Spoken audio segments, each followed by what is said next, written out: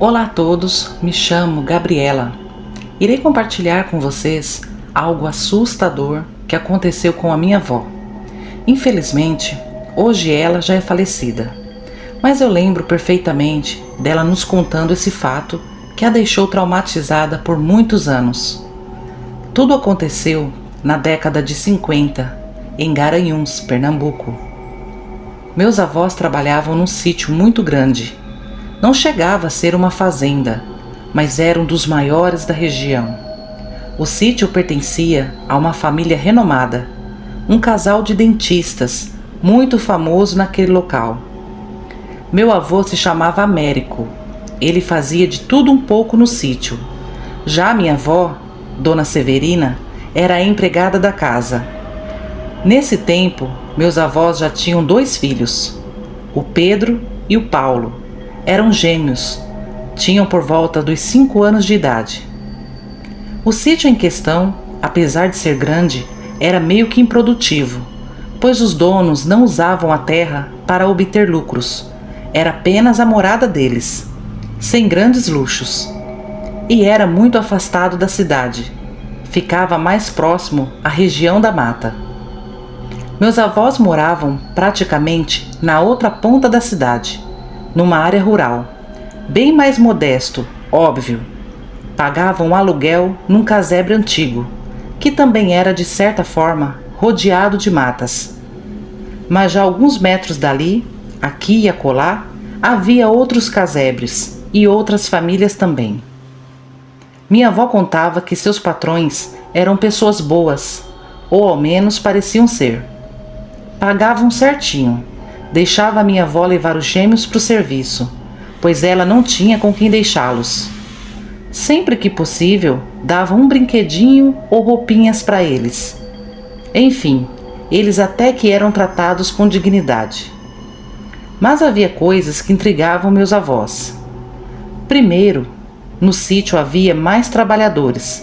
Contando com meus avós, eram em 6 pessoas, e todas elas eram proibidas de permanecerem no sítio depois das 18 horas.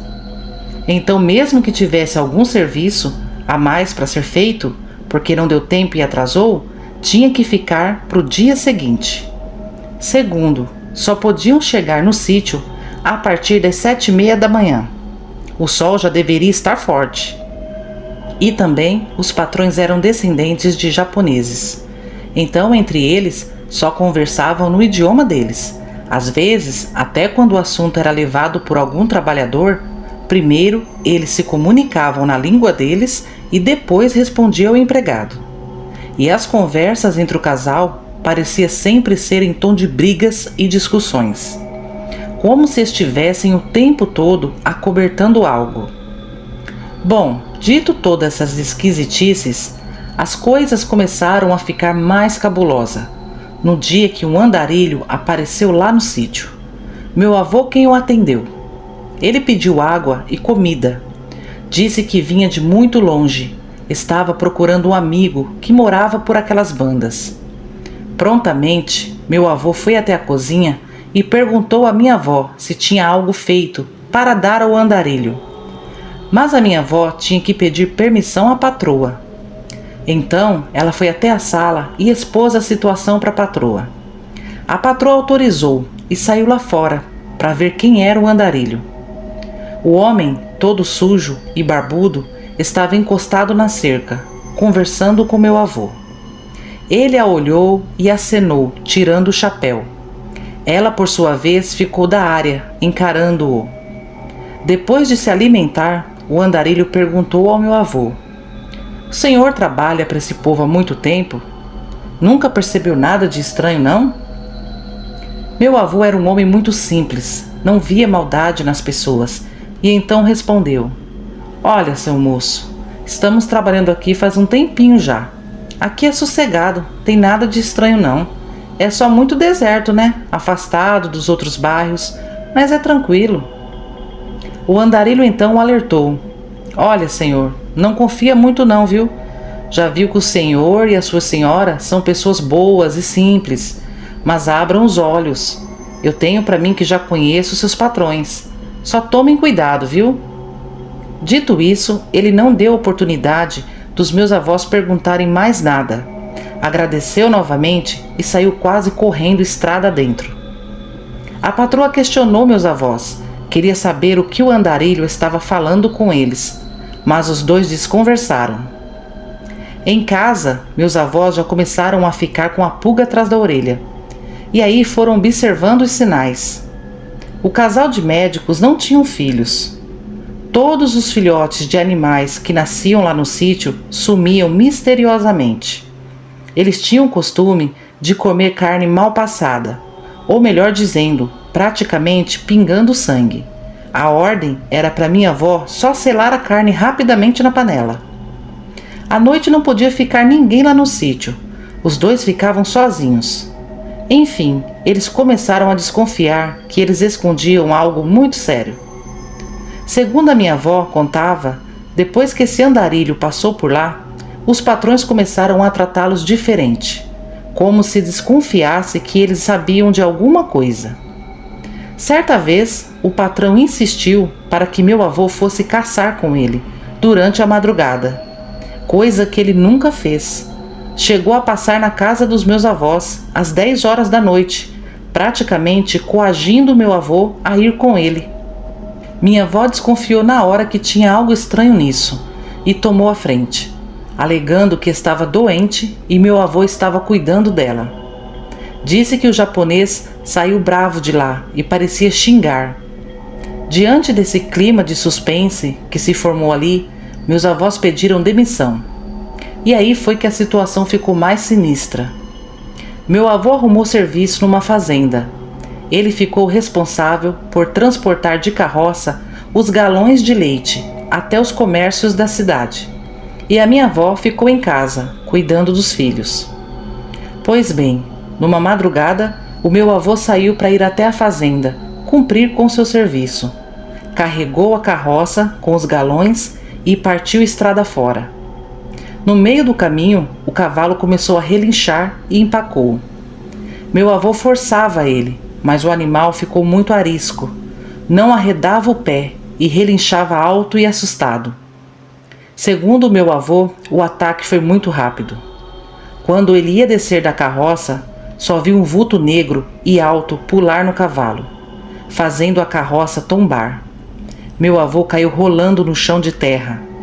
Um animal grande, cheio de pelos negros, olhos vermelhos e dentes grandes, começou a atacar o pobre cavalo. Meu avô se levantou rápido do chão. Vendo aquela cena assustadora, correu estrada fora. Quando viu uma árvore, subiu nela e ficou quietinho.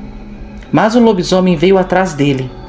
Passou correndo pela árvore, mas voltou porque sentiu o cheiro do meu avô. Ele dizia que o tal lobisomem estava enfurecido de ódio. Ele ficava rodando no meio da estrada, olhando para todos os lados, tentando achar meu avô. Ele uivava de ódio e passava as garras profundamente no chão. Tamanha era a vontade de pegar o meu avô. E meu avô ali em cima da árvore, tremendo de medo e assustado em ver aquele bicho medonho. Também estava preocupado com o cavalo, mas nada pôde fazer para ajudar o pobre animal. O lobisomem ficou alguns minutos ali rodeando a árvore e tentando achá-lo, e depois correu mata adentro. Meu avô ficou lá na árvore até o dia amanhecer. Desceu da árvore e foi até o local do ataque. O cavalo estava morto, com cortes profundos no pescoço e na barriga. Meu avô foi correndo até a fazenda e contou ao novo patrão o que tinha acontecido. O assunto chegou ao ouvido de todos. Tinha um lobisomem naquela região. Os fazendeiros reuniram seus peões em muitas noites de caçada, mas nada encontraram. Meus avós já tinham quase certeza que se tratava daquele casal de japonês, mas não falavam nada para ninguém porque eles tinham muito medo. Meu avô ganhou uma espingarda do patrão para se proteger durante o serviço, mas mesmo assim ele não tinha mais confiança em andar por aquelas estradas na madrugada.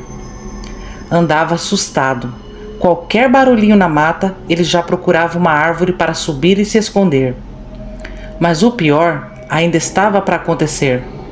Numa dessas madrugadas, depois que meu avô saiu para o trabalho, deixando a minha avó e seus filhos sozinhos em casa, como de costume, minha avó contava, assustada, que ela se levantou e trancou bem a porta, depois que se despediu do meu avô, e voltou para a cama para descansar mais um pouco, pois ainda estava escuro.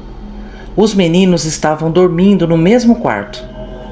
Uns 15 minutos depois, bateram na porta da cozinha. Ela se levantou pensando que era meu avô, que tinha voltado para pegar algo que esqueceu, pois acontecia muito dele sair apressado e esquecer algo. Então ela foi no automático, caminhando para a cozinha e falando: "Ê, homem, o que você esqueceu hoje?" Quando ela abriu a porta, deu de cara com o lobisomem. Ele estava em pé. Ela deu um grito e se afastou da porta. O lobisomem esticou os braços longos e cheios de pelo, com mãos e unhas enormes, e foi para cima dela. Minha avó era pequenininha, tinha 1,50 m de altura. Ela dizia que o lobisomem era muito mais alto que ela e muito mais forte. O bicho agarrou no pescoço da minha avó com as 2 mãos e tentava sufocá-la. Ela segurou nos braços dele, tentando fazê-lo soltar, e o bicho ali rodando com ela no meio da cozinha. O bicho babava no rosto da minha avó. O fedor que exalava do seu corpo e de sua boca era podre.